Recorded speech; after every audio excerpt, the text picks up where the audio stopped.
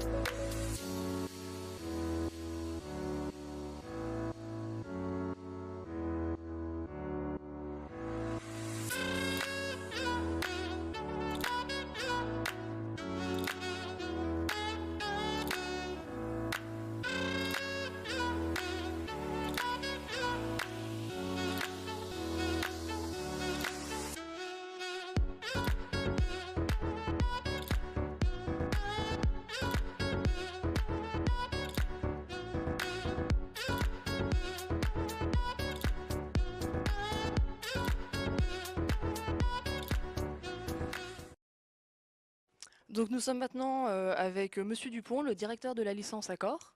Bonjour Monsieur Dupont. Bonjour, Est-ce que vous pourriez vous présenter s'il vous plaît? je suis Laurent Dupont, je suis créateur et responsable de la licence animation des communautés et réseaux sociaux numériques.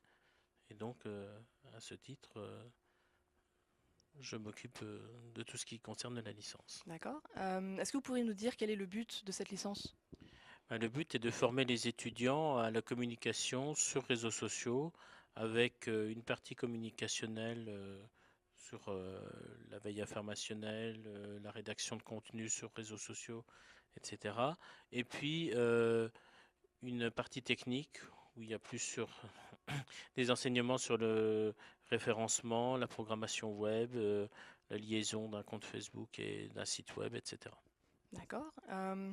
Est-ce que les critères de sélection pour intégrer la licence ont changé au fil Pas de sa tellement, création? parce qu'en fait, on accepte des étudiants de différents horizons, alors que ce soit de parcours communication, comme un DUT communication, un BTS communication, ou un bac plus 2 en communication, ou éventuellement venir par exemple d'une licence généraliste en information communication, mais aussi des, des étudiants des départements MMI, dont nous sommes issus ici, donc métier du multimédia d'Internet, qui allie à la fois la communication, mais aussi la programmation web, l'audiovisuel, l'infographie, et enfin des parcours plus techniques en informatique, qui souhaitent sortir un peu de la technique et faire de la communication en ligne. Éventuellement, on a d'autres étudiants, d'autres parcours, par exemple techniques de commercialisation ou autres, ou des gens qui ont déjà un master dans un autre domaine et qui souhaitent se réorienter vers la communication en ligne sur réseaux sociaux. D'accord. Et pour quelle raison est-ce que vous avez créé cette licence? Alors déjà, on était dans un département d'IUT, le département métier du multimédia et de l'Internet à Nancy, euh, qui n'a- qui n'avait pas encore de licence professionnelle dans son domaine de compétences. On avait déjà des licences professionnelles en logistique pour des raisons historiques sur l'emplacement où on était à Verdun, puis en étant revenu sur Nancy. Mais on souhaitait avoir une licence vraiment propre au département, à la thématique du département. Et donc, on a développé cette licence qui correspond euh, actuellement à une attente des professionnels d'avoir des gens compétents à la fois en technique et en communication pour la communication sur réseaux sociaux, la communication en ligne. D'accord. Et selon vous, qu'est-ce qui distingue la licence Accor des autres licences sur la communication numérique? Alors, la principale différence par rapport à des licences, on va dire, issues de départements information communication, c'est l'aspect technique qui est plus poussé chez nous, comme dans tout le département MMI. Il faut bien comprendre que le DUT MMI, initialement, c'est un DUT euh, où on allie la communication, l'infographie à des matières plus techniques de programmation web, d'audiovisuel, etc., de manière plus poussée qu'en information communication, mais moins poussée, par exemple, qu'en informatique, où eux font très peu de communication, très peu d'infographie, mais beaucoup d'informatique. D'accord. Donc c'est un petit peu un intermédiaire, mais toujours avec cette optique de faire de la communication en ligne. Et donc, ça se retrouve dans la licence Accor, qui est une licence plutôt communication, dans le sens où on fait beaucoup de communication, de rédactionnel sur les réseaux sociaux, etc. Mais avec une partie technique, parce qu'on souhaite que nos étudiants sachent se débrouiller avec l'outil informatique et n'aient pas à demander continuellement à des informaticiens de les aider dans leur travail au quotidien dans le monde professionnel. D'accord. Est-ce que cette licence a évolué depuis sa création? Alors, elle a un petit peu évolué dans le sens où cette année, on a rajouté une matière sur la data visualisation. C'est en partie dû au fait qu'on travaille beaucoup avec les licences de Saint-Dié et qu'on a des UE communes et qu'on estime que c'est quelque chose d'important. Si vous regardez beaucoup de sites web maintenant, il y a des infographies qui expliquent un certain nombre de phénomènes et qui explicitent des tableaux de chiffres, finalement. Et ça, c'est quelque chose qui devient très important dans la communication en ligne et on estime que c'est important pour nos étudiants de s'y frotter un petit peu avant d'entrer dans le monde professionnel. Très bien. Et pour les années futures, est-ce que vous avez des idées de nouvelles matières, Alors, on d'évolution? pense développer un peu plus l'audiovisuel. Donc, on a des étudiants aujourd'hui, ça en est la preuve, qui font un peu d'audiovisuel pendant la licence, mais surtout dans des projets tutorés. Là, on aimerait bien mettre un petit peu plus d'audiovisuel dans la formation elle-même, ne serait-ce que parce que sur les réseaux sociaux, il y a de plus en plus de vidéos. Et si on regarde, parce que c'est un exemple auquel j'ai été confronté il y a peu de temps, si on regarde un pays comme le Brésil, c'est un pays où les réseaux sociaux sont continuellement utilisés et pourtant il y a 40% de la population qui est analphabète. Et D'accord. donc le moyen de communiquer finalement dans ces cas-là, c'est la vidéo et c'est quelque chose qu'il va falloir qu'on développe un petit peu dans notre formation. Et pour les futurs élèves qui voudraient s'inscrire à la licence, vous conseillez de la faire en alternance plutôt qu'en formation continue? Alors de toute façon, je conseille surtout en termes de licence professionnelle, quelle que soit la licence professionnelle, d'essayer de faire sa licence en alternance. C'est plus lourd parce qu'il y a plus de travail. Si on prend le rythme d'alternance de la licence Accor actuellement, c'est un rythme où on a 3 jours le lundi, mardi, mercredi en entreprise et 2 jours, voire 2 jours et demi à l'IUT, jeudi, vendredi, éventuellement samedi matin. Alors c'est plus lourd, mais un, on est payé à la fin du mois, et puis deux, c'est une expérience professionnelle beaucoup plus importante que le stage, même s'il dure de 13 à 16 semaines. Là, c'est sur toute l'année, et souvent, d'après notre expérience, dans plus de 50% des cas, ça peut déboucher sur une embauche à la fin. D'accord. Et vous avez parlé du stage, donc dans le but du stage de la licence, ça sert à quoi? Alors le but des stages, que ce soit en DUT ou en licence professionnelle, c'est de se confronter au monde professionnel de l'entreprise, un peu plus en licence qu'en DUT puisque le stage est un peu plus long, et surtout être dans la thématique de sa formation pour vraiment réaliser pleinement et appliquer pleinement ce qu'on a appris en cours d'un point de vue un petit peu plus théorique que ce qui ne se fait dans une entreprise. D'accord. Et les élèves, les étudiants, ils font leur stage dans quelle sorte d'entreprise, généralement? Alors, il y a plusieurs sortes d'entreprises pour les stages. Là, c'est dû au fait qu'on parle de communication. Donc, il y a dans un premier cas des agences de communication, plus ou moins petites, donc soit des petites agences, soit des agences importantes. Alors, dans une petite agence, les étudiants auront tendance à devoir être polyvalents et aborder beaucoup de domaines pendant leur stage. Dans des agences un peu plus importantes, là, ils ont tendance à être un peu plus spécialisés dans un type de tâche, mais ça reste de la communication. Et surtout, ça reste de la communication au service de clients de l'agence. Ça veut dire que dans ce cas-là, les étudiants travailleront finalement pour beaucoup d'entreprises pendant leur stage, et pas sur un seul thème, comme s'ils étaient dans une agence, dans une entreprise hors communication, j'ai envie de dire. Dans ce deuxième cas, c'est les étudiants qui font leur stage dans une entreprise qui n'est pas une entreprise de communication, mais qui a un service de communication dans lequel ils vont effectuer des travaux pour les réseaux sociaux. Et donc là, la nature de stage est un petit peu différente, puisque là, l'étudiant travaille pour une seule entreprise, donc a toujours pour thématique de développer la communication de cette entreprise à travers différentes actions, que ce soit des événements, des postes réguliers, etc. La mise en place d'une stratégie de communication sur les réseaux sociaux, mais cela c'est pour une seule entreprise. Donc là, pour les étudiants, bon, ça dépend toujours un petit peu de ce qu'ils trouvent comme stage, mais c'est deux optiques différentes et qui ont chacune leurs avantages et leurs défauts. D'accord. Donc après après le stage que les étudiants font dans la licence, est-ce que vous savez pardon, quels sont les débouchés de la licence qu'offre la licence? Alors, pour nos étudiants en alternance, c'est souvent une embauche dans l'entreprise où ils sont. Pour nos étudiants qui sont en stage, il y en a un certain nombre qui continuent à travailler dans l'entreprise où ils font leur stage. Et puis pour d'autres, même si nous, on n'est pas trop pour parce qu'on estime qu'après une licence professionnelle, il faut rentrer dans le monde du travail, certains se dirigent vers des études en master, communication ou communication numérique, des choses comme ça. D'accord. Pour les étudiants qui voudraient candidater à la licence, est-ce que vous auriez des conseils pour avoir un bon dossier pour être pris dans la licence? Alors, le plus grand conseil, ce serait de bien rédiger sa lettre de motivation, parce que ça, c'est assez important.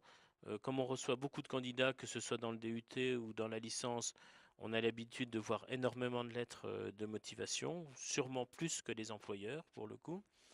Et bon, bah, dès que c'est une lettre qui a été recherchée sur Internet, ben, on s'en aperçoit tout de suite. Donc c'est un peu dommage pour l'étudiant parce que c'est pas assez personnalisé.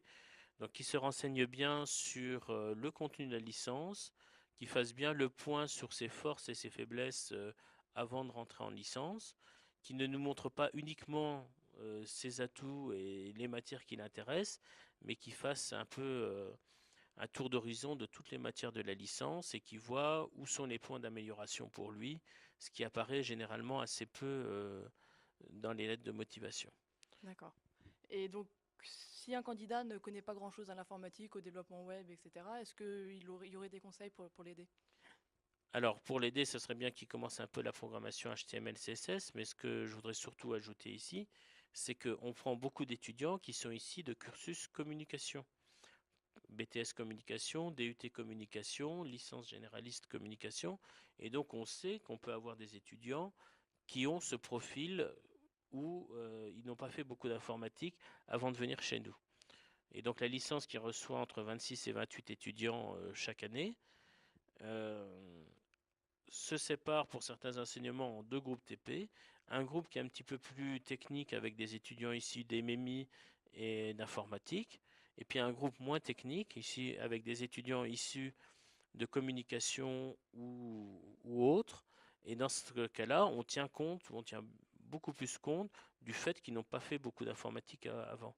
C'est donc pas un obstacle de ne pas avoir fait d'informatique avant, mais il faut s'attendre à en faire parce qu'on veut un certain bagage technique à la fin de la licence pour pouvoir prétendre à la licence Accor. Très bien. Eh bien, je vous remercie, Monsieur Dupont. Maintenant, nous allons voir une petite vidéo que nous avons réalisée avec Madame Knof, notre professeure de veille stratégique.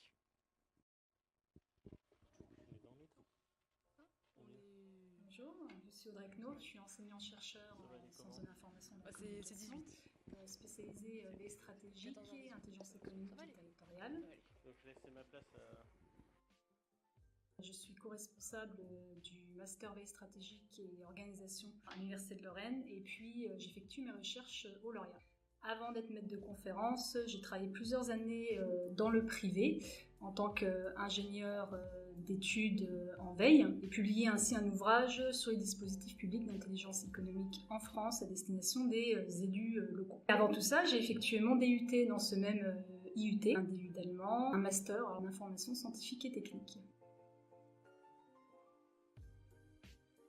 J'enseigne plusieurs matières à différentes formations, à différents publics, en gestion des risques, en désinformation, en communication numérique, en gestion de communauté, en intelligence économique ou encore en veille stratégique. Et pour cette licence, j'interviens en veille stratégique et en réseaux sociaux numériques. L'idée, c'est de former nos étudiants à maîtriser les outils de veille, alors plus spécifiquement pour faire de la veille image, de la veille concurrentielle ou encore de la veille technologique.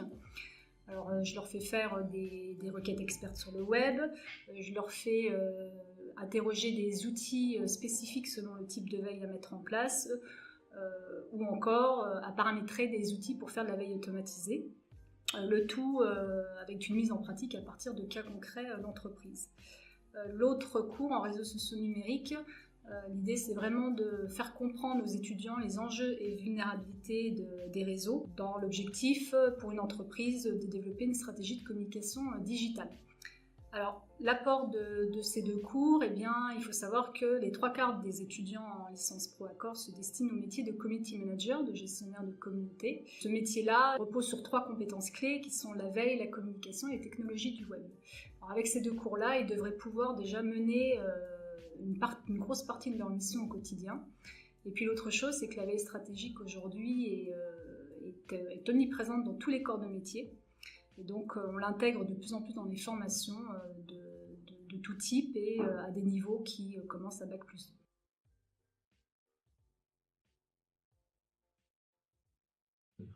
Eh bien oui, pour toutes les raisons citées plus haut, pour le développement de la stratégie de communication digitale des entreprises par rapport aux enjeux du numérique aujourd'hui pour les acteurs économiques.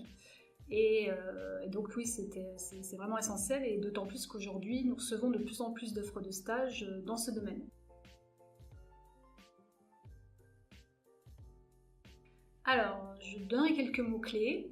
Je dirais curiosité, ouverture d'esprit, culture générale, motivation, sortir des sentiers battus, ne pas partir avec des certitudes, aller voir un peu sur d'autres terrains.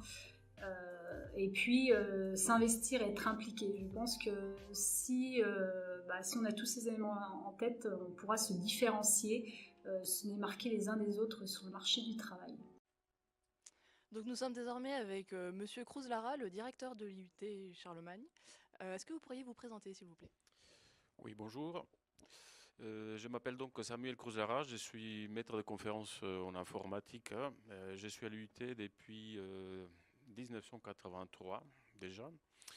J'étais directeur adjoint de 2013 à 2018 et depuis le mois d'octobre dernier, je suis donc directeur de l'IUT Nancy-Charlemagne. Comment ont évolué vos fonctions au fil des années? Alors, une particularité ou disons une caractéristique importante d'un directeur d'IUT, c'est qu'on est toujours enseignant-chercheur. Hein, donc, je continue à être enseignant-chercheur à l'IUT. J'ai mon service statutaire à assurer, hein, donc je continue encore une fois à être enseignant. J'ai également des activités de recherche. Hein, et j'ai mes activités du directeur de l'IUT. Je suis accompagné bien sûr par une équipe. J'ai 2 directeurs adjoints et puis une équipe de personnel technique et administratif qui travaille avec moi. Donc selon vous, pourquoi il faudrait choisir une formation comme un DUT ou une licence professionnelle plutôt qu'un parcours universitaire à la fac? Alors d'abord, je pense que c'est important de le dire. Hein, quelqu'un qui vient à l'UT fait un parcours universitaire. C'est vrai que ce n'est pas la fac, mais nous sommes partis de l'université de Lorraine, hein, en l'occurrence. Alors la différence, c'est que nous sommes un établissement où l'on travaille avec des formations dites courtes. Donc nous formons ce que l'on appelle des cadres intermédiaires. Et nos diplômes sont donc le DUT qui s'est fait en 2 ans après le bac, et puis les licences professionnelles à bac plus 3. Pour les licences professionnelles, c'est important de le comprendre, ce sont des diplômes à vocation dite terminale, c'est-à-dire que le but, c'est l'insertion professionnelle. Donc, quand un étudiant vient à l'IUT pour une licence professionnelle, c'est dans un objectif d'insertion professionnelle.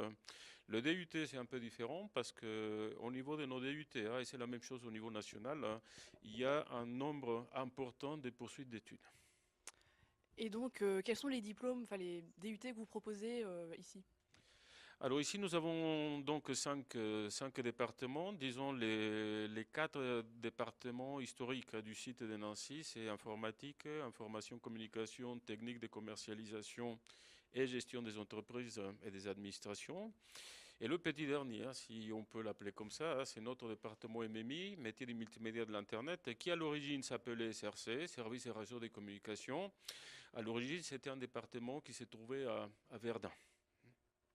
D'accord. Et donc, dans le futur, quelles améliorations vous aimeriez faire pour le département MMI?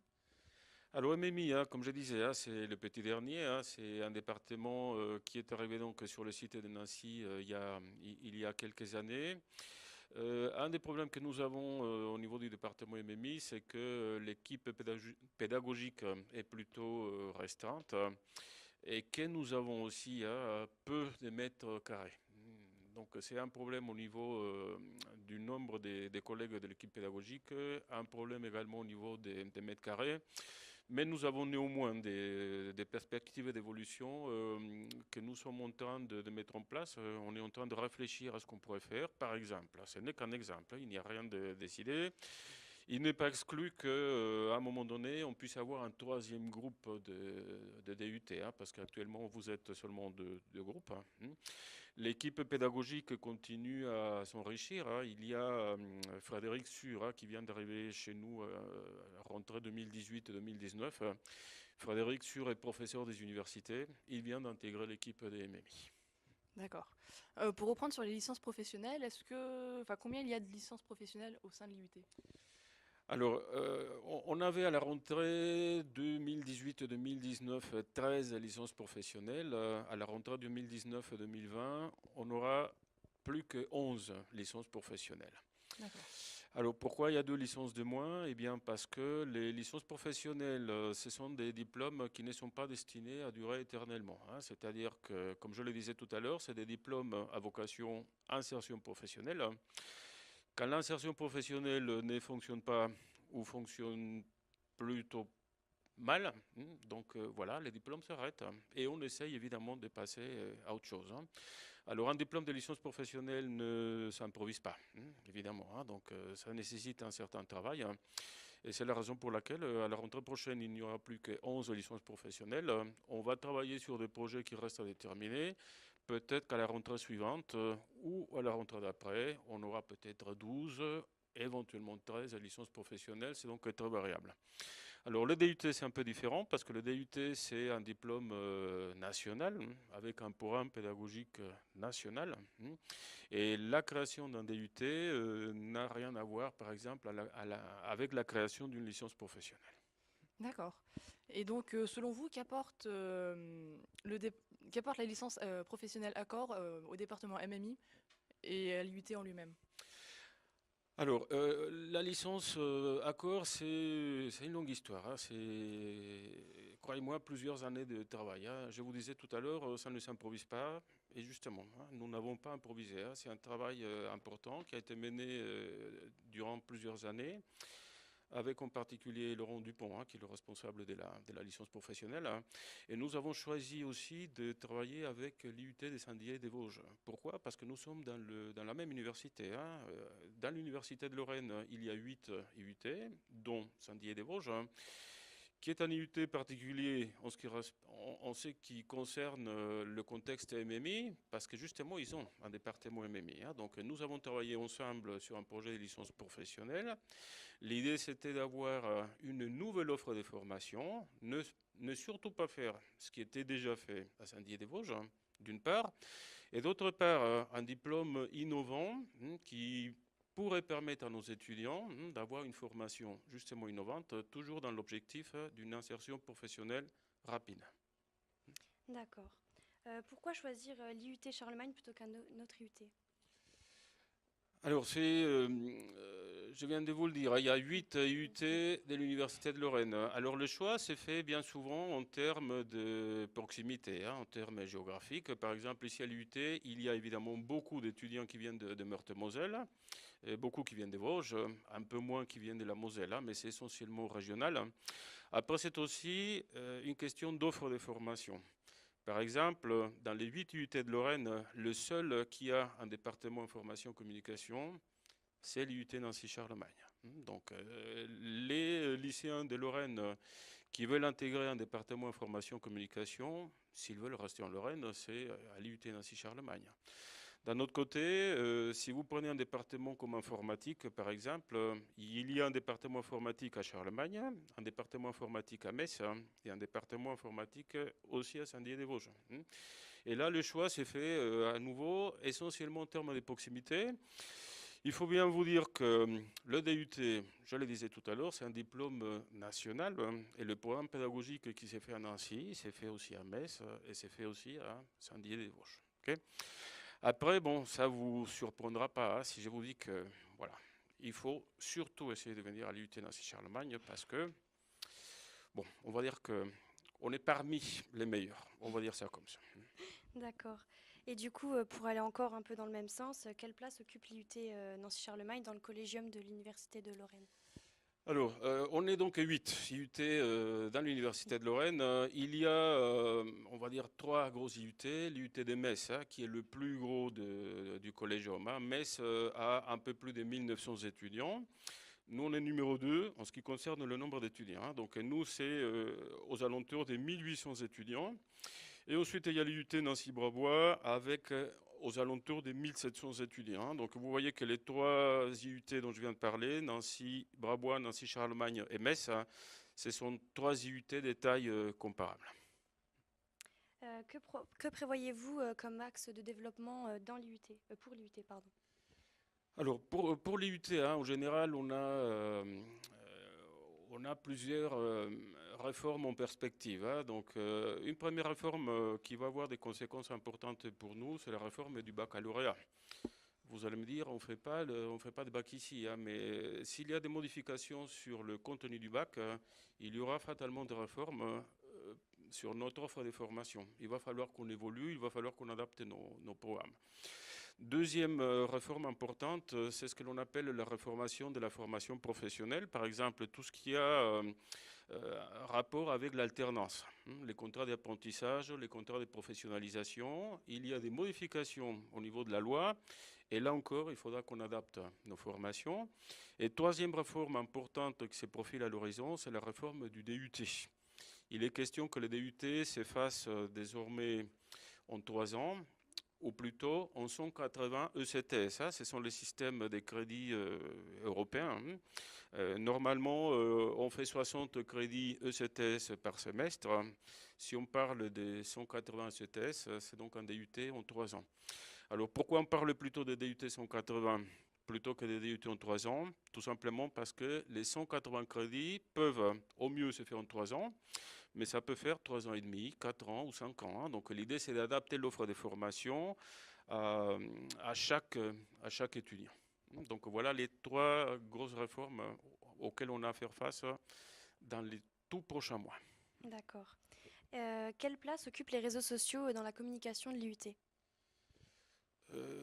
Bon, je dirais que c'est une place importante. Je ne vais pas vous dire le contraire, puisque par rapport à votre licence professionnelle, évidemment, c'est important. Ici, c'est notre service de communication. Madame Gilles Laurent, qui est la chargée des communications de l'IUT. Gilles utilise de manière importante les réseaux sociaux. Les réseaux sociaux, disons, un peu classiques, comme Facebook, Twitter aussi. Et on a une communication, j'ai envie de dire, un peu plus professionnelle sur LinkedIn. Donc là encore, ça ne vous surprendra pas parce que c'est un peu ce qui s'est fait ici et ailleurs. Et pour finir, quelles sont les activités complémentaires pour les étudiants au sein de l'IUT, comme le pôle des langues, le Charlie Lab? Oui, alors les activités complémentaires, effectivement, c'est le pôle des langues. Alors le pôle des langues, c'est un pôle transversal là, que nous avons mis en place ici à l'UT, il me semble, il y a 3 ans. L'idée, c'est d'avoir justement un pôle des langues permettant aux étudiants de travailler le côté linguistique, hein, sachant par exemple que dans tous les départements, la LV1, c'est bon, c'est l'anglais, hein, ça ne surprendra personne, mais le pôle des langues nous permet d'avoir une souplesse importante par rapport à la LV2. L'idée, c'est de regrouper les ressources de tous les départements pour ensuite proposer aux étudiants de chaque département de travailler la LV2 qui convient le mieux à ce qu'ils savent déjà ou à ce qu'ils ont envie d'apprendre. Alors le Charlie Lab, pour l'instant, c'est ce que j'ai envie d'appeler un Fab Lab en devenir, hein. Alors pour faire simple, un Fab Lab, c'est quoi? Un Fab Lab, ce sont des installations avec du matériel de type imprimante 3D, avec des drones, avec des robots, avec des casques de réalité virtuelle, etc. Et l'idée, c'est de mettre à disposition des étudiants de l'IUT une sorte de laboratoire, hein, une sorte d'atelier avec du matériel très à la pointe, très haut de gamme. C'est plusieurs dizaines de milliers d'euros qui ont été investis dans ces Charlie Lab. Et l'idée, c'est donc de mettre à votre disposition quelque chose qui vous permette d'aller un peu plus loin que vos études. Le Charlie Lab a une vocation à être utilisé de la manière suivante. Vous y allez quand vous avez le temps d'y aller. Vous y allez si vous avez envie d'y aller, hein, parce qu'on a du mal à intégrer les Charlie Lab dans le cadre de vos études pour des problèmes très classiques. Par exemple, vous le savez mieux que moi, vous avez des emplois du temps extrêmement chargés, hein. Si je rajoute en plus le Charlie Lab, ça va être compliqué. Et on a donné ici, on s'est mis d'accord entre nous, l'idée c'est de vous proposer quelque chose en dehors du cadre strictement scolaire, hein, pour vous permettre d'explorer les nouvelles technologies, hein, c'est ça l'essentiel, hein, au niveau du Charlie Lab, hein. Bien sûr, on peut aussi utiliser le Charlie Lab, et vous le faites dans votre département pour les projets tutorés. Mais l'idée, c'est d'avoir quelque chose de plus, vous permettant d'apprendre d'autres choses par rapport au cadre scolaire classique, hein. Et encore une fois, avec du matériel très à la pointe, du matériel innovant.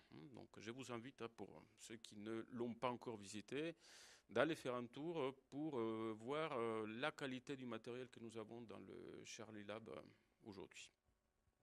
Eh bien, merci beaucoup d'avoir fait le déplacement ou d'avoir pris sur votre temps. Nous allons maintenant passer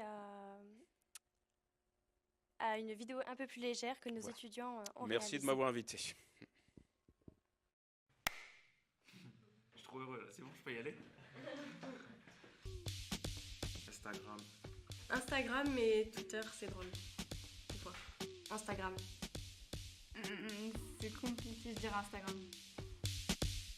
Illustrator, on peut faire plus de choses. Paint. Non, Illustrator. Illustrator. Paint, c'est plus facile. Bah, pas au chocolat.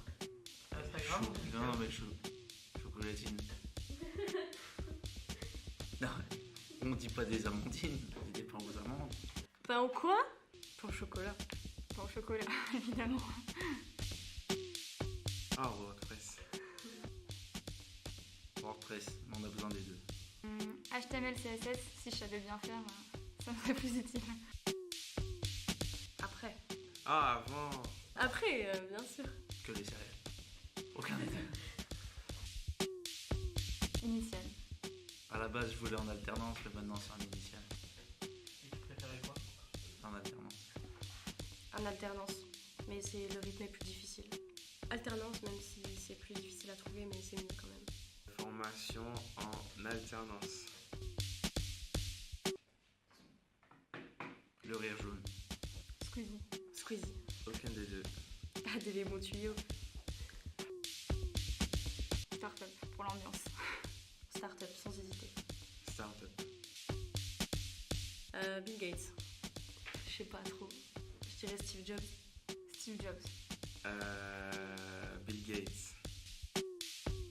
Sur le Netflix. Je sais pas. Ça dépend. Étudiante. Étudiante. Nous accueillons maintenant 3 étudiants de la licence professionnelle qui viennent tous les 3 d'horizons différents. Alors tout d'abord, pouvez-vous vous présenter? Bonjour, je suis Hugo Muller, ancien étudiant de MMI à Nancy. Avant cela, j'ai fait un bac scientifique et je suis maintenant en licence Accor. Bonjour, moi je m'appelle Charlotte et j'ai 21 ans. Bonjour, moi c'est Lucas et je suis âgé de 24 ans. Et du coup, vous deux, quels sont vos parcours avant cette licence? Alors moi c'est un petit peu long mon parcours. J'ai eu un bac STG, à l'époque ça s'appelait STG, donc STMG maintenant. Après ça je m'étais dit que j'avais plus envie d'être derrière un bureau, du coup j'ai intégré le monde du travail pendant 3 ans. Puis après 3 années sur le marché du travail, je me suis dit qu'en fait c'était pas mal d'être derrière un bureau. Du coup j'ai repris en BTS NRC, mais c'était un petit peu un choix par défaut parce que ça me correspondait pas beaucoup. En fait j'ai été là où je pouvais être pris quoi. Et du coup, cette année, je me suis réorienté vers un truc qui me correspond beaucoup plus et qui correspond beaucoup plus à ce que j'ai envie de faire. Donc, je suis en licence Accor. Donc moi je viens d'un bac scientifique et je me suis rendu compte que les sciences c'était pas fait pour moi toute ma vie. Et j'aimais bien le domaine de la communication, donc je me suis orientée en DUT information communication, option information numérique dans les organisations à l'UT Nancy-Charlemagne. Ensuite, pourquoi vous avez choisi cette licence? Eh bien, c'est une licence très spécialisée en communication. Ayant un profil plutôt polyvalent et dans le multimédia, je me suis dit que c'était une très bonne idée de pouvoir mêler toutes mes compétences au sein du coup d'un même métier qui serait axé dans la communication, notamment dans les métiers de référencement et de community manager, qui sont les principaux de la licence Accor. Et également, c'est un domaine qui me plaisait beaucoup, qui est très utilisé en ce moment, les réseaux sociaux qui sont partout pour toutes les entreprises. Et donc je me suis dit que c'était une très bonne porte vers le monde professionnel. Donc moi, comme je l'ai dit précédemment, j'ai fait 2 ans à l'IUT Charlemagne et je voulais travailler dans la communication. Donc lorsque j'ai vu que l'IUT proposait une licence pro dans la communication, je me suis tout de suite inscrite et j'aime bien l'enseignement qu'un IUT peut apporter. Je me verrai moins à la fac. Moi, tout simplement, c'est parce que j'ai envie de devenir community manager et cette licence, elle nous y prépare bien. Et puis le contenu aussi de la licence, on va en parler après plus en détail, mais le contenu me plaisait bien. D'accord. Et quelles sont vos matières de prédilection, celles que vous préférez ou celles où vous êtes le plus à l'aise? Celle où je suis le plus à l'aise, il n'y en a pas beaucoup. Mais moi, j'aime bien pas mal de matières parce qu'en fait, comme j'ai un profil pas du tout informatique à la base, j'ai appris plein de trucs dans des matières comme maîtrise d'un système web où on fait du HTML, CSS, ça c'est nouveau pour moi et j'aime bien. Infographie, pareil, par exemple, on utilise Illustrator et j'aime bien cette matière. Avec Madame Ségur aussi, où on étudie vachement les médias et tout, j'aime bien aussi. Donc voilà, si je devais en retenir juste mes préférés, c'est celle-ci. Moi, je suis d'accord avec Lucas et je rajouterais que j'aime bien, je suis une grande adepte des réseaux sociaux, donc j'aime bien tout ce qui est les cours de communication qui sont en lien avec ça. Personnellement, j'aime plus ce qui est dans le référencement et dans l'animation de communauté. Donc j'ai beaucoup apprécié des cours comme ceux de Madame Knopf que vous avez vus, au niveau de la gestion de communauté et des outils de veille. Je les trouve très intéressants et ils me permettent de découvrir un monde que je ne connaissais moins. Et ils me permettent aussi de développer les compétences que j'ai acquises et qui me permettent maintenant de m'employer à mon futur métier. Et pourquoi ne pas avoir fait la licence en alternance? Alors personnellement, j'ai fait des demandes pour l'alternance, mais je n'ai pas insisté, ayant eu quelques retours négatifs. J'ai préféré du coup avoir un stage en fin d'année et pouvoir découvrir le monde de la communication avant, ce qui me permettrait du coup d'être préparé pour mon stage. C'est aussi un choix qui me permet d'avoir plus de temps libre pour me développer personnellement et avoir des compétences autres que celles qui sont proposées dans la licence. Et voilà, c'est pour moi. Moi, c'est quand je me suis inscrite, j'ai pas vraiment cherché à faire en alternance. Dans ma tête, c'était vraiment en initial parce que j'avais un peu une appréhension en fait de rentrer dans une entreprise sans connaître le sujet. Mais maintenant que je connais bien mon sujet, au final, je pense que j'aurais pu faire une alternance, ça aurait été assez bien. Moi j'ai cherché un petit peu mais j'ai pas trouvé. Je pense que c'est parce que je m'y suis pris aussi un peu tard. J'ai commencé à chercher cet été. Alors que normalement c'est plutôt vers janvier-février qu'il faut commencer, enfin le plus tôt possible quoi. Mais j'aurais bien aimé la faire en alternance. Mais finalement je me dis que c'est pas si mal parce que vu que comme j'ai dit tout à l'heure, moi j'ai pas du tout un profil informatique à la base. Bah, les jours où ceux qui sont en alternance sont en entreprise, ça me permet de travailler, faire du travail personnel et rattraper un peu mon retard sur ceux qui viennent de formation informatique. Très bien. Du coup, vous avez déjà trouvé un stage? Oui, moi j'aime beaucoup le foot et j'ai trouvé dans un média qui traite de l'actualité du club de foot de Bordeaux. Moi, j'aime beaucoup faire des achats. Donc, j'ai trouvé le service communication de l'entreprise Cdiscount à Bordeaux. Et moi, j'ai trouvé un stage de référencement dans une petite PME qui me permettra de découvrir plus amplement le métier que j'aimerais faire plus tard. Très bien. Et dans tous ces stages, quel type de mission va-t-on vous confier? Personnellement, ce sera des missions autour de la gestion de la communauté et du référencement pour entretenir une présence avec les clients et avec toute la communauté qu'il peut y avoir autour. Et c'est quelque chose qu'on apprend en licence Accor, donc ça me va personnellement très bien. Donc moi j'aurais des missions typiques d'un community manager, donc tout ce qui est veille, animation des réseaux sociaux, fidélisation et gestion de la communauté de l'entreprise, tout ce qui revient au community management. Moi c'est un peu pareil, je tiendrai les réseaux sociaux de ce média donc je devrais créer du contenu visuel, créer les posts, essayer de susciter l'interaction, accroître la communauté, tout ça quoi. Très bien. Et que voulez-vous faire l'année prochaine? Dans l'idéal, j'aimerais bien que mon stage se passe bien et que mon entreprise me propose de me garder. Ce serait pas mal.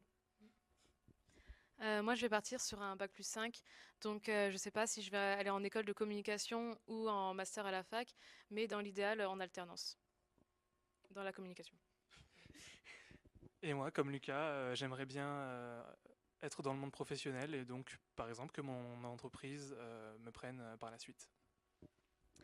Et donc, dans la continuité, quel est votre projet professionnel et est-ce que vous pensez que cette licence peut vous apporter quelque chose en plus? Alors mon projet professionnel n'est pas défini, je sais qu'il sera axé autour de la gestion de communauté. Je ne sais pas encore dans quel secteur, mais je trouve que la licence Accor permet vraiment de voir beaucoup de sujets différents dans l'animation de communauté et de la gestion des réseaux sociaux. Et c'est vraiment un point positif parce que les entreprises ont des besoins différents et avoir vraiment cette polyvalence, ça permet de pouvoir remplir plusieurs missions différentes. Je trouve que cette licence est vraiment dans la continuité de mon DUT. Ce que j'ai pu apprivoiser en DUT, je le peaufine cette année. Et les entreprises recherchent beaucoup de ce qu'on fait cette année, donc c'est forcément un plus pour nous. La question c'est quel est votre projet professionnel Oui. à long terme? Moi, ce que je veux surtout c'est être community manager. Après, à plus long terme, peut-être que s'il y a moyen de... Ça dépend des opportunités en fait, mais peut-être s'il y a moyen d'être plus parmi ceux qui décident de la stratégie de communication plutôt que parmi ceux qui l'appliquent, pourquoi pas. Et ouais, sinon, trouver une entreprise qui me correspond le plus possible et où je gagne le plus possible. D'accord. Et il y avait une autre partie, non? Oui, est-ce que tu penses que cette licence peut t'apporter quelque chose en plus? Ouais, oui, vu que la licence, elle nous prépare à tous les aspects du métier de community manager, oui, forcément, ça nous apporte des trucs en plus. Et donc, êtes-vous satisfait de cette licence? Ouais, moi je suis satisfait parce que voilà, comme je l'ai dit, on étudie tout ce qu'il y a autour du métier de community manager. Pour l'instant, on n'a pas vraiment parlé de l'aspect pur et dur des réseaux sociaux, c'est-à-dire moi je m'attendais à vachement parler de stratégie de communication et tout sur les réseaux sociaux, et pour l'instant je suis un peu déçu là-dessus, mais j'ai vu qu'on avait des nouvelles matières et tout d'ici la fin de l'année, donc je pense qu'on va le faire d'ici la fin de l'année. Donc oui, je suis très satisfait. Bah oui, moi c'est pareil parce que on voit vraiment toutes les compétences qu'un community manager doit avoir en acquis. tout ce qui est com, informatique, tout ce qui touche aussi au MMI. Donc oui, moi je suis vraiment satisfaite et je suis contente de l'avoir fait. Et moi, cette licence, elle m'a permis d'augmenter mon profil et donc de me permettre de trouver par exemple un stage cette année, ce qui n'aurait pas été possible sans cette licence. Donc vraiment, je suis très heureux de la façon dont mon profil évolue et des matières qui nous sont enseignées dans cette licence. Oui, moi aussi, je suis très satisfait de la date du stage parce que je trouve que c'est vachement bien d'avoir un stage comme ça en fin d'année. Comme ça, dans le cas où l'entreprise est contente de notre travail, ils peuvent nous garder dans la continuité du stage. Donc ça aussi, c'est cool. Et moi, pareil, pour peut-être une alternance l'année prochaine. Donc c'est vrai que le stage, c'est vachement bien. Et pour terminer, avez-vous des conseils pour ceux qui veulent s'inscrire dans cette formation? L'alternance. Franchement, l'alternance, c'est vraiment le bon plan. Et pour ça, il faut chercher d'ailleurs dès maintenant un conseil. Commencez à chercher dès maintenant ceux qui sont intéressés. Et voilà, mettez-vous au sport parce que c'est au 6e étage, tous les cours. Donc voilà. Moi, je pourrais conseiller de ne pas avoir peur de postuler. Parce que si vous voulez vraiment faire ça et que vous montrez que vous en avez envie, vous avez toutes vos chances. Et moi, pour les personnes qui veulent s'inscrire, je conseillerais d'être ouvert et de vouloir se développer, trouver des compétences et essayer vraiment d'avoir un profil qui est le plus intéressant possible. Et également l'alternance. Cherchez dès maintenant, lors de vos recherches de stage par exemple, vous pouvez également chercher une alternance pour l'année prochaine. Qu'est-ce que je voulais dire? Ah oui, et même si vous n'êtes pas du tout issu de formation dans l'informatique ou en métier du multimédia et de l'internet et tout ça, vraiment n'hésitez pas si vous êtes prêt à fournir du travail personnel de votre côté pour rattraper un peu votre retard, allez-y quoi, foncez. Très bien. Merci à tous les trois d'avoir pris le temps de répondre à ces questions. Merci. Nous allons maintenant vous passer une vidéo de Théo, un alternant qui est dans notre classe. Donc je vous laisse découvrir la vidéo. Bonjour, alors moi je m'appelle Théo Florent, j'ai 24 ans et je suis actuellement en alternance en licence pro animation des communautés et des réseaux sociaux numériques. Alors moi je suis originaire de Livernan, banlieue de Nancy, mais les 2 dernières années j'étais dans les Vosges en DUT MMI. J'ai connu cette licence quand j'étais en DUT MMI à Saint-Denis-des-Vosges, les profs nous l'ont un peu présenté et nous en ont parlé. J'ai pris contact avec monsieur Dupont et en plus cette licence permettait réellement de poursuivre la continuité du DUT MMI. En plus, c'était possible de la faire en alternance, elle était aménagée pour. Je me suis très bien entendu avec mon entreprise à la fin de ma 2e année et on a décidé d'embrayer du coup sur une année d'alternance en plus. Quel avantage j'ai? Je suis payé à la fin du mois.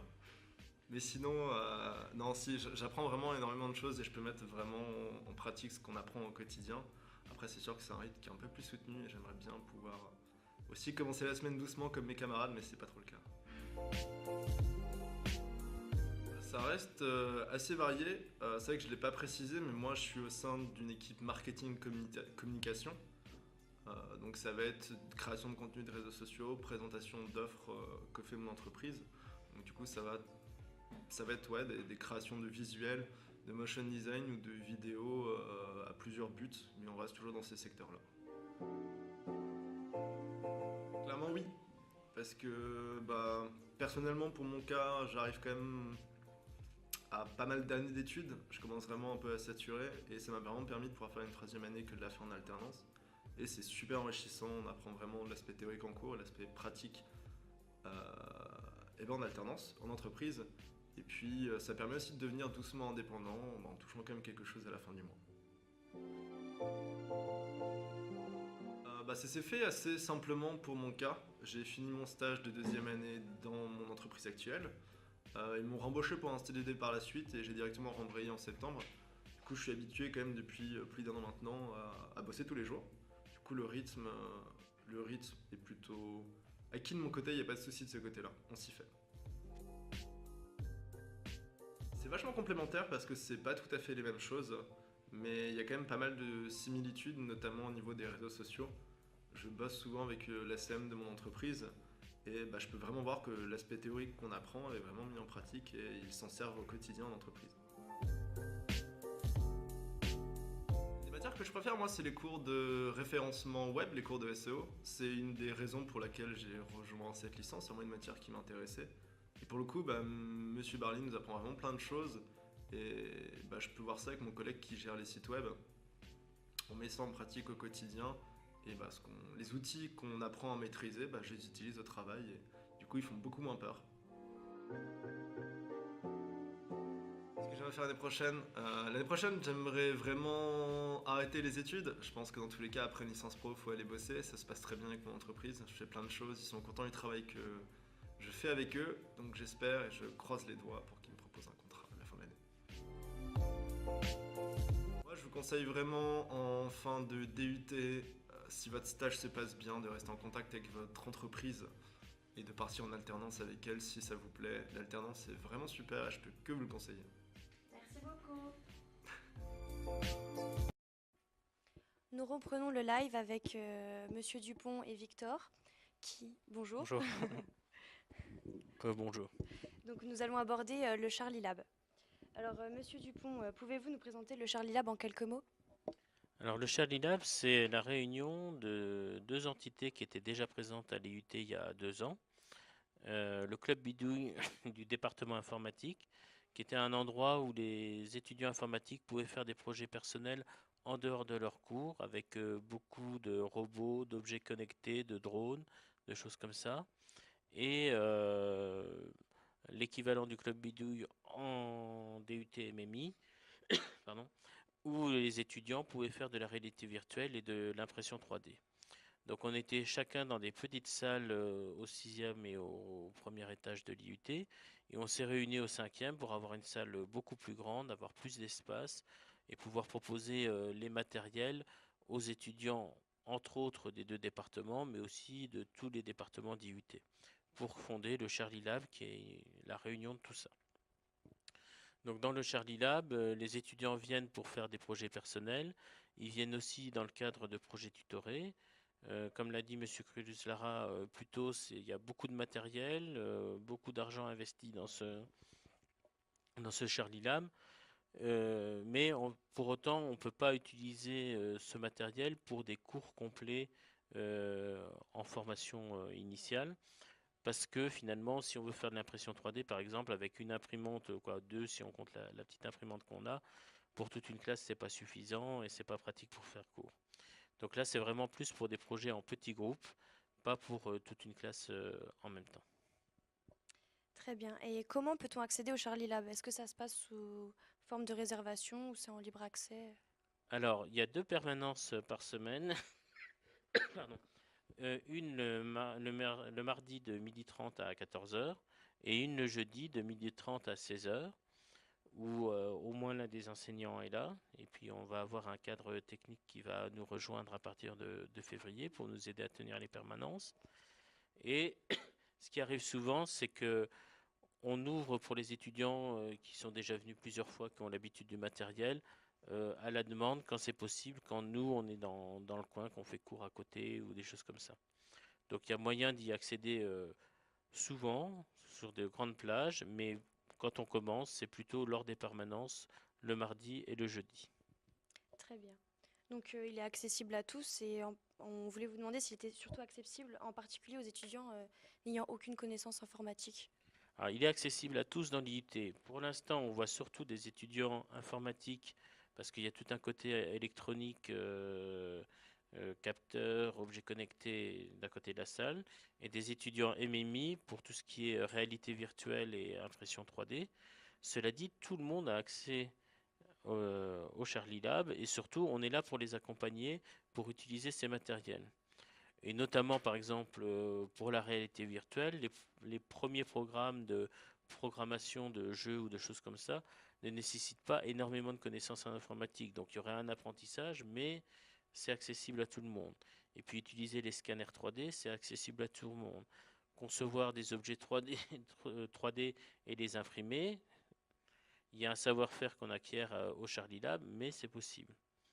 Après, faire voler des drones aussi, il y a des moyens de le faire facilement, puis il y a des moyens où on programme beaucoup plus et là c'est plus compliqué. Mais tout est accessible pour tout le monde. Et maintenant, même si vous l'avez déjà un peu dit, quels sont les équipements disponibles actuellement? Alors actuellement, on a toute une série de petits robots du côté informatique. du matériel électronique, des éléments par exemple pour souder des pièces. Actuellement, il y a un projet pour faire un tapis avec des capteurs où on a besoin de ces matériels un peu plus compliqués. Des drones, un résolveur de Rubik's Cube, des choses comme ça. Et puis du côté MMI, il y a une grosse imprimante 3D, deux casques de réalité virtuelle, un scanner 3D, un gros ordinateur pour faire de la conception et de la modélisation 3D, et puis un ordinateur qui s'appelle Sprout qui permet de scanner des objets en 3D, de les manipuler et puis ensuite de les envoyer sur l'imprimante. Le Charlie Lab va-t-il évoluer dans le futur, par exemple avec l'achat encore de nouveaux équipements? Alors il évolue encore un petit peu beaucoup en ce moment avec l'achat des HoloLens, dont Victor pourra vous parler, puisqu'il a largement participé à la mise en place de ce matériel. Donc là, ce sont des lunettes de réalité augmentée. Donc ça, c'est notre achat qu'on va mettre en œuvre, qu'on n'a pas pu présenter cette année aux Journées Portes Ouvertes, mais qui fait partie des nouveaux matériels importants.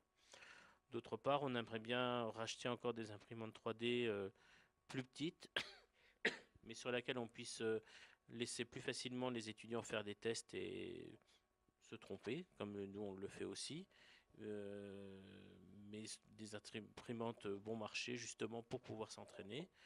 Et puis on a d'autres idées de matériel comme une découpeuse laser, une fraiseuse numérique ou des choses comme ça, puisque l'impression 3D telle qu'on la réalise actuellement, c'est des imprimantes à fil, donc un fil plastique qui est déposé sur un plateau. Donc c'est de la construction additive, la fabrication additive d'objets. Et si on utilise une fraiseuse qui enlève de la matière ou une découpeuse laser qui enlève de la matière, on parle de soustraction, de fabrication soustractive. Et donc du coup, c'est pas exactement, on fait pas exactement les mêmes choses avec les deux procédés. Et donc ce sera intéressant de pouvoir aller un peu plus loin en utilisant ces formes de fabrication. Merci beaucoup. Nous allons maintenant passer à Victor. Merci. Victor, peux-tu te présenter? Donc je m'appelle Victor Morelière, je suis actuellement en deuxième année de DUT informatique. Je suis du coup assez actif dans le Charlie Lab. Et avant, quand c'était pas avant la fusion, j'étais actif dans le club bidouille du DUT informatique. Du coup, j'y suis depuis 2 ans. Très bien. Et quand tu vas au Charlie Lab, combien de temps tu y passes en général? Alors ça dépend beaucoup, puisqu'on est assez libre dans les horaires, comme ce qui a été dit, il y a des soutenances, mais on n'est pas du tout obligé de s'y rendre. Et du coup, c'est souvent très variable par rapport aux impératifs autres du DUT. Du coup, en S1, S2, j'y passais, je pense en moyenne, 3-4 heures par semaine. Alors qu'en S3, j'ai eu beaucoup moins de temps à mettre dedans, où là, parfois, je faisais 6 heures d'un coup, et parfois, pendant un mois, j'y allais pas.